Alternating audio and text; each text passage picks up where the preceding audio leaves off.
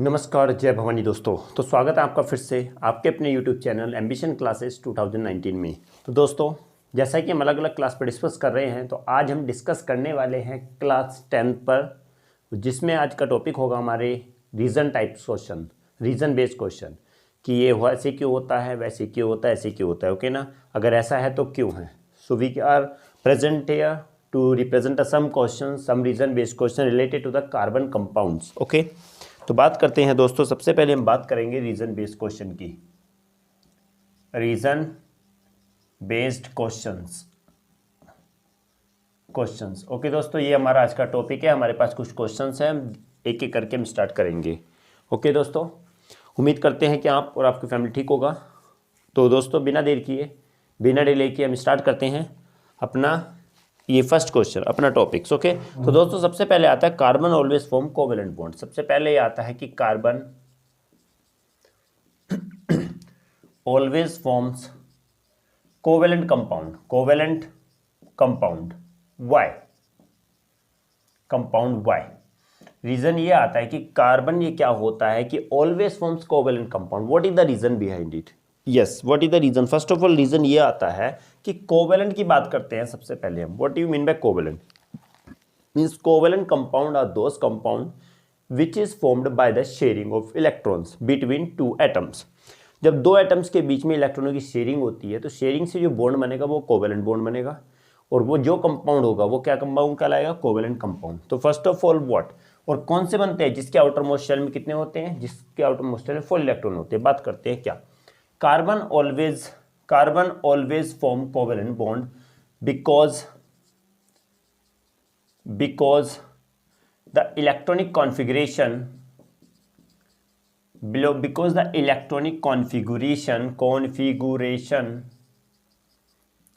of carbon is 2 4. okay, because the atomic number is 6. जब atomic number 6 होगा तो electronic configuration 2,4. so there are 4 electrons. There are 4 electrons in the outermost shell of carbon. Is it clear? तो क्या होगा? Carbon के outermost shell में कितने electrons होंगे? 4 इलेक्ट्रॉन्स है। 4 इलेक्ट्रॉन है, ये वाले 4 इलेक्ट्रॉन है। तो it is not possible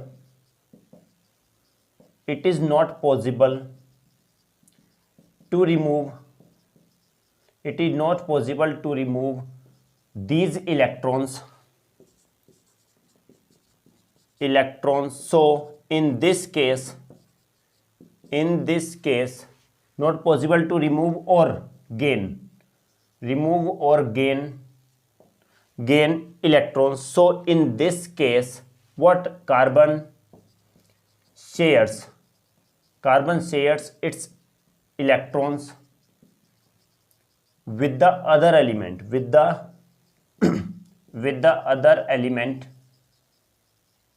and form covalent compound.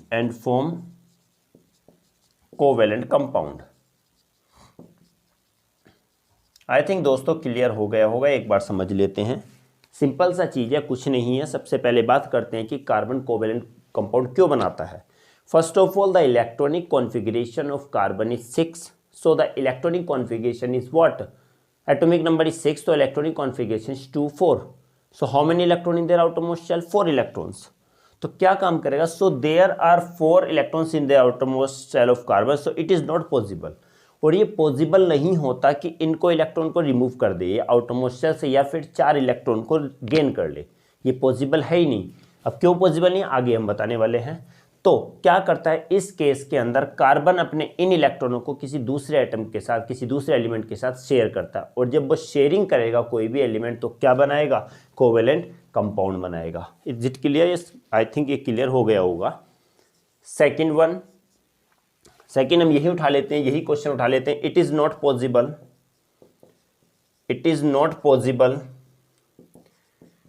Not possible to remove or gain 4 electrons by carbon. Why? By carbon, why, क्या रीजन है इसके पीछे? फर्स्ट ऑफ ऑल, जब क्या होगा, 4 इलेक्ट्रॉन ये गेन भी नहीं कर सकता और लॉस भी नहीं कर सकता, इस कंडीशन में शेयर कर रहा है। क्यों गेन लॉस नहीं कर सकता?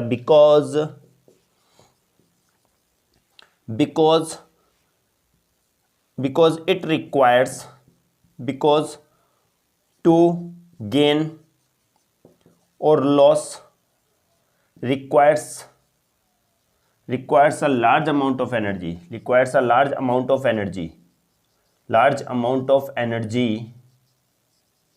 which is not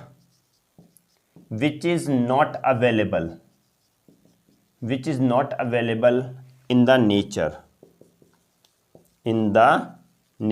hence it is not possible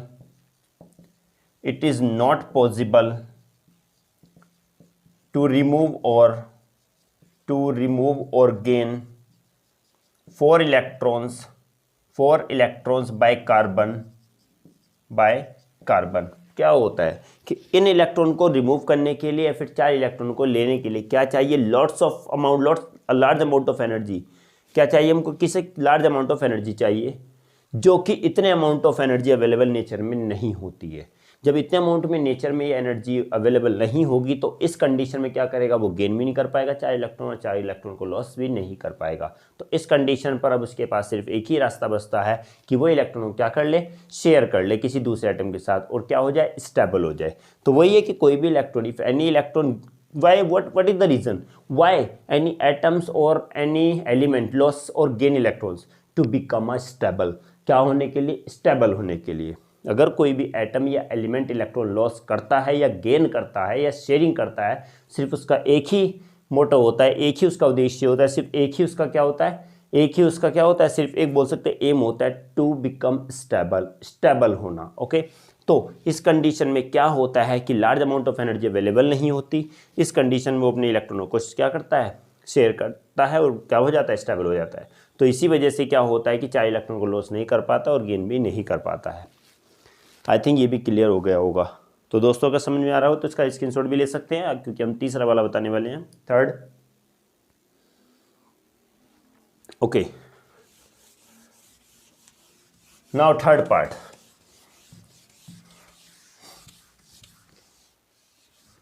third question number third is what? Carbon forms a large number of compounds.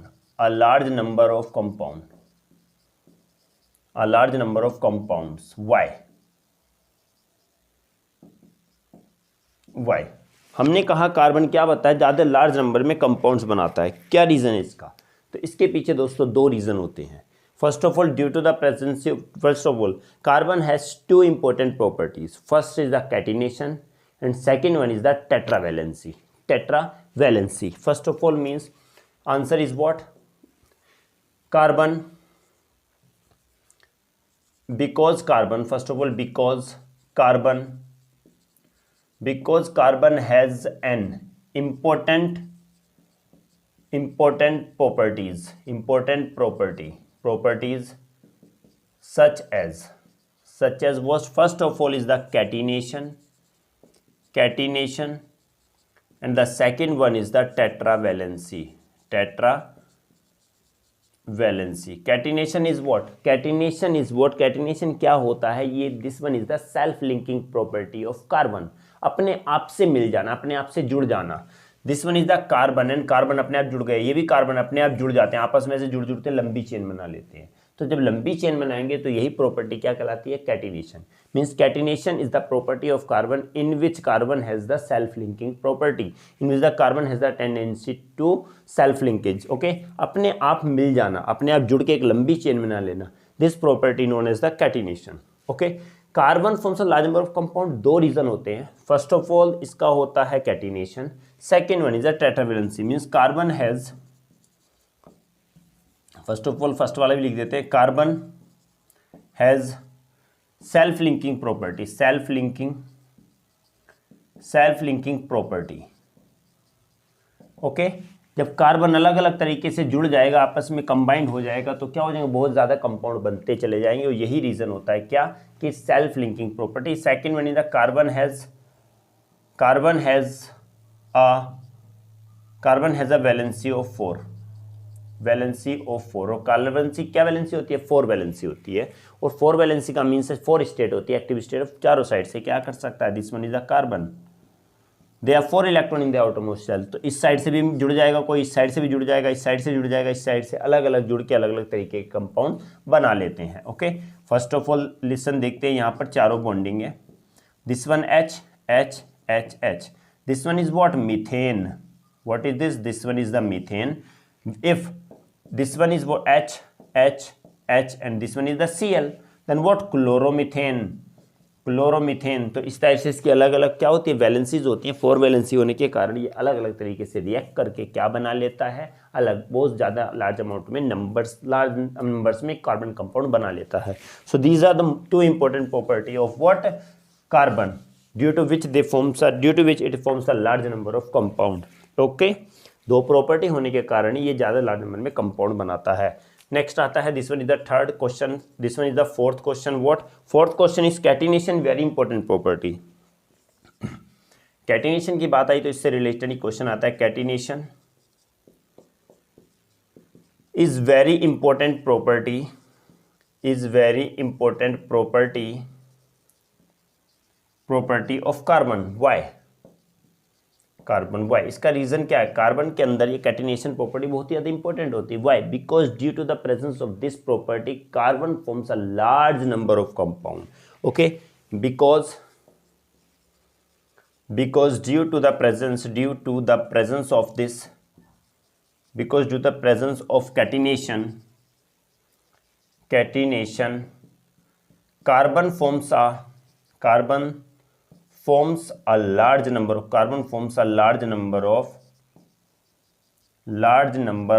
compounds। यही होता है इसमें, क्योंकि इसी प्रॉपर्टी की वजह से क्या होता है, इसी प्रॉपर्टी की वजह से कार्बन बहुत ज़्यादा नंबर में, लार्ज नंबर में कंपाउंड बनाता है। इसी वजह से कैटिनेशन कार्बन की क्या होती है, इंपॉर्टेंट प्रॉपर्टी होती है।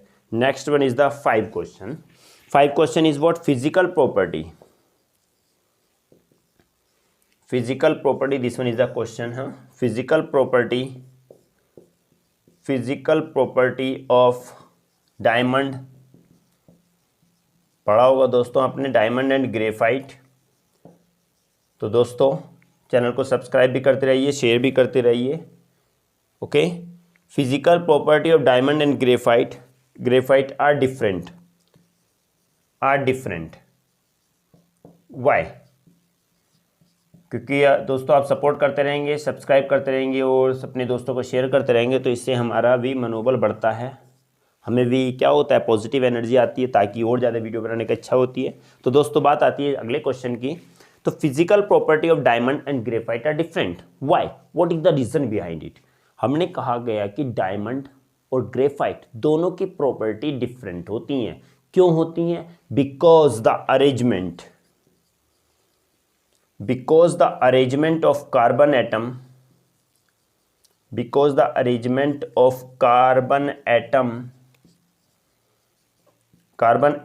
in diamond and graphite are different, arrangement of carbon atoms in graphite are different। Is it clear, क्योंकि इन दोनों में अरेंजमेंट क्या होता है, डिफरेंट होता है। That is why physical property of graphite and diamond are different. इसी वजह से क्या होती है, इनकी प्रॉपर्टी डिफरेंट होती है। अगर दोस्तों हम बात करते हैं डायमंड के स्ट्रक्चर की, तो सबसे पहले हम क्या ये इस टाइप से बना लेते हैं। क्या है ये कार्बन है, ये कार्बन है और एक ये कार्बन है, 4 कार्बन एटम है। टेट्राहेड्रल होता है स्ट्रक्चर, पता है, आगे हम भी डिस्कस करेंगे, एक नया वीडियो बनाएंगे इन दोनों के ऊपर। टेट्राहेड्रल फिर यही होके इसके साथ फिर एक टेट्राहेड्रल बन जाता है, फिर ये आया इसके साथ फिर से एक टेट्राहेड्रल बन जाता है, इसके साथ फिर से एक टेट्राहेड्रल बन जाता है, इसके साथ फिर से एक टेट्राहेड्रल बन जाता है। तो ये क्या एक बड़ा मॉलिक्यूल बन के तैयार हो जाता है, बहुत ही जाइंट मॉलिक्यूल बन जाता है। बात आती है ग्रेफाइट में, तो ग्रेफाइट में क्या होता है, ग्रेफाइट में ये इस टाइप से स्ट्रक्चर बनाते हैं। ग्रेफाइट में दोस्तों इस टाइप का स्ट्रक्चर होता है, फिर दो थोड़ा सा गैप होता है, फिर इसमें एक अरेंजमेंट यहाँ होता है, फ्लैट शीट होती है जुड़ी हुई हो एक दूसरे के साथ। ओके दोस्तों, ये फ्लैट शीट होती हैं, इस टाइप से फ्लैट शीट मिल के क्या बना लेती हैं, ये फ्लैट शीट, फिर गैप होता है, फिर एक फ्लैट शीट होती है। तो इसमें फ्लैट शीट होती है ग्रेफाइट में, जबकि इसमें क्या होता है, टेट्राहेड्रली तरीके से एक बड़ा मॉलिक्यूल बना लेता है ग्रेफाइट, किसके अंदर, डायमंड के अंदर। इसमें फ्लैट शीट होते हैं, दोनों का डिफरेंट क्या अरेंजमेंट एटम्स का डिफरेंट है। जब डिफरेंट होता है तो हम क्या बोलेंगे, जब अरेंजमेंट डिफरेंट है तो इनकी फिजिकल प्रॉपर्टी भी डिफरेंट होती हैं। दोस्तों चाहो तो आप स्क्रीनशॉट ले सकते हो, फिर हम नेक्स्ट क्वेश्चन देखेंगे।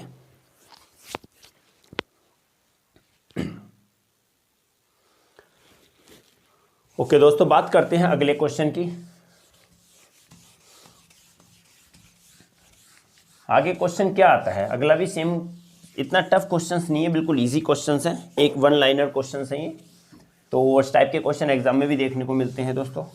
ओके, तो बात करेंगे नेक्स्ट क्वेश्चन की, means melting point, question 6, melting point MP of graphite, MP of diamond, MP of diamond, melting point of diamond is very high, is very high. Why? Diamond का melting point बहुत ही high होता है, melting point, this one is the melting point, MELTING melting, POINT melting point, melting point of diamond is very high because there is only one reason, because in the molecule of diamond there is a strong force of attraction. Okay, क्या होता है, because a strong force of attraction, because the strong force of attraction is present, between the carbon atoms,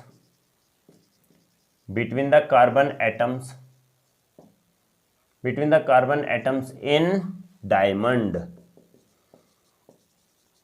क्योंकि क्या होता है, diamond में strong force of attraction होता है, strong force of attraction which is difficult to break and requires a large amount of energy, and requires a lots of energy to break. That is why the melting point of diamond is very high.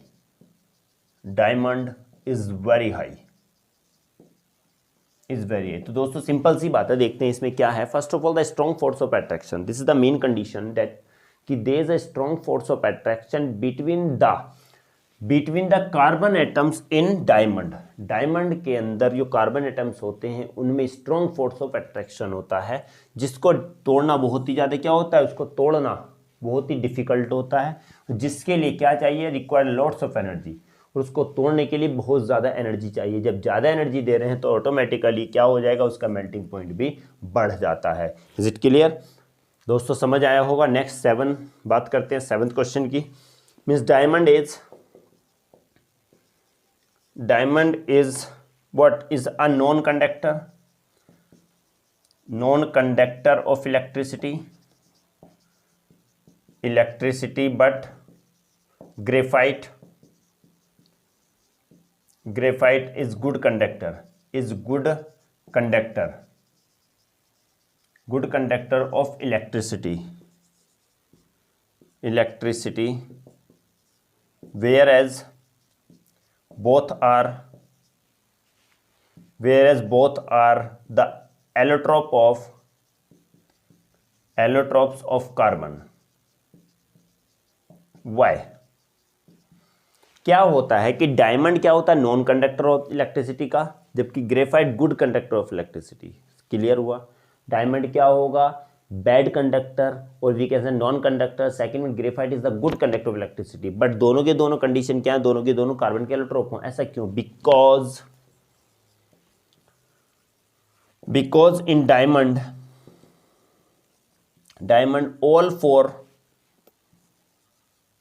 all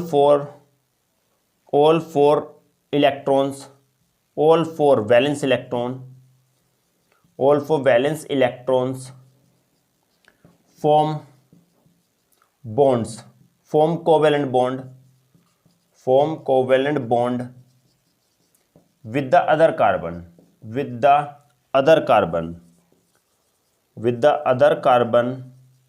no free electron is available for the conduction of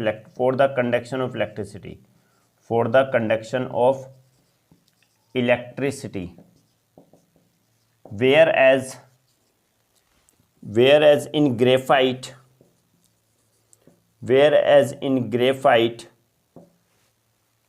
only three electrons forms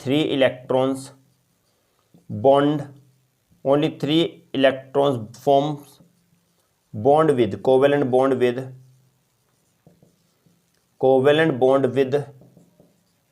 the other three carbon atoms। थोड़ा बड़ा हो गया दोस्तों, पर clear के लिए बताया गया है। आप इसको बाद में इसको छोटा भी करके लिख सकते हैं। Okay, with the other 3 carbon atoms, hence one electron is remains for the conduction of electricity,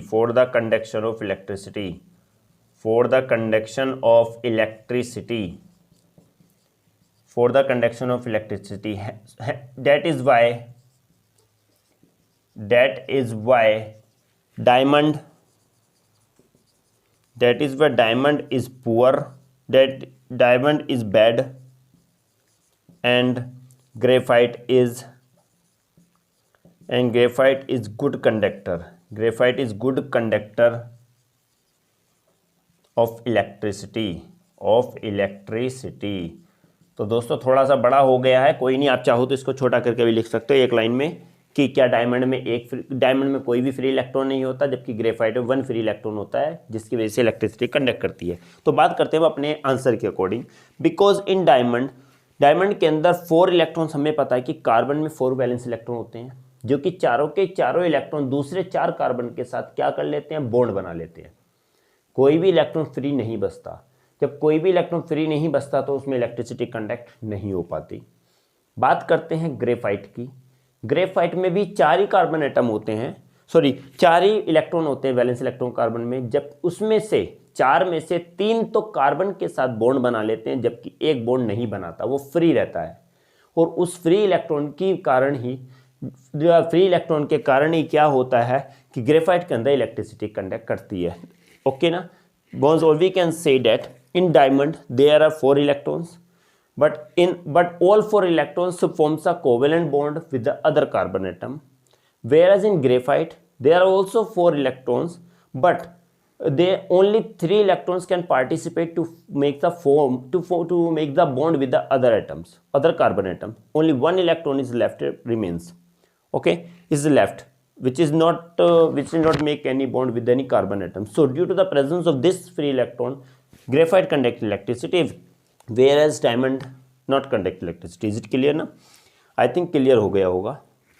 फिर से समझ लेते हैं थोड़ा सा। डायमंड में 4 इलेक्ट्रॉन थे, चारों के चारों बॉन्ड बना लिया, कुछ नहीं बचा इलेक्ट्रॉन। तो जब इलेक्ट्रॉन बचा ही नहीं तो इलेक्ट्रिसिटी कैसे कंडक्ट करेगी। ग्रेफाइट में भी 4 ही थे, उसमें 3 ने बॉन्ड बना लिया, 1 बच गया। जब 1 इलेक्ट्रॉन बच जाता है उसकी वजह से उसके अंदर इलेक्ट्रिसिटी कंडक्ट करती है। तो चाहो तो इसका भी स्क्रीनशॉट ले सकते हो। एक लास्ट क्वेश्चन है दोस्तों आज की क्लास का।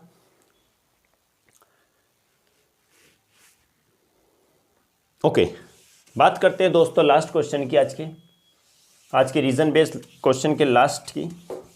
तो लास्ट का क्वेश्चन भी टफ नहीं है, बिल्कुल इजी है ये भी, बट थोड़ा कॉन्सेप्ट समझना होता है कि कुछ नहीं है इसमें। तो दोस्तों लास्ट का क्वेश्चन हमारा क्या रहता है। लास्ट का क्वेश्चन है हमारा कि graphite is used as a dry lubricant.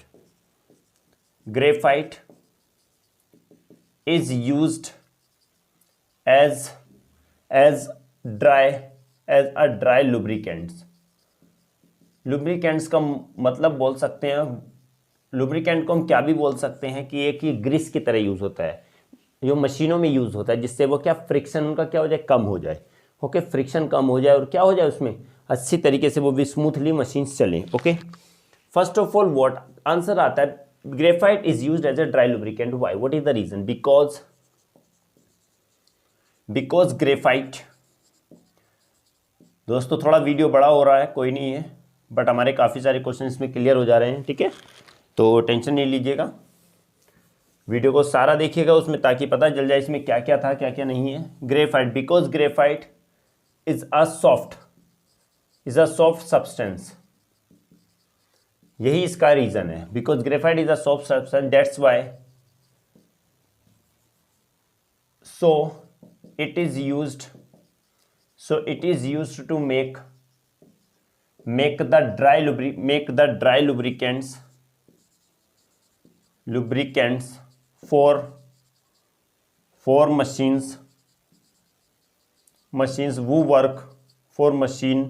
who works at high temperature। ये जोड़ना ही पड़ेगा, ये एक इंपॉर्टेंट पॉइंट होता है। क्या होता है कि जो हाई टेम्परेचर मशीन यूज़ होती हैं, अगर उन पर वैक्स वाला ग्रीस लगाते हैं तो वो मेल्ट होकर सब निकल जाता है। बट इसमें ग्रेफाइट में क्या होता है कि इसका जो ग्रीस होता है वो हाई टेम्परेचर पे भी लगाते हैं तो ये मेल्ट नहीं होता। Why, because we have already know that the melting point of graphite is also very high. Okay, not as too much as the diamond, but its melting point is very very high, because graphite का melting point भी बहुत high होता है।